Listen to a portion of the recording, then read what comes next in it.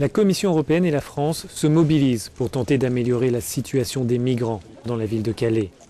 Le Premier ministre français, Manuel Valls, a annoncé la création d'un nouveau camp d'aide humanitaire.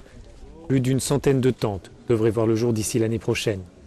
Une mise en œuvre soutenue par les institutions européennes.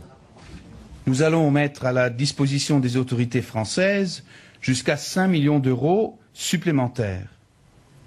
Ces nouveaux fonds serviront à la mise en place d'un campement pouvant offrir une assistance humanitaire pour environ 1500 migrants, ainsi qu'à soutenir le transport des demandeurs d'asile de Calais vers d'autres destinations en France.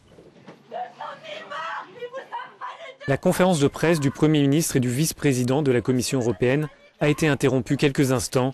Une militante fémène a saisi l'occasion pour dénoncer les tragédies humanitaires.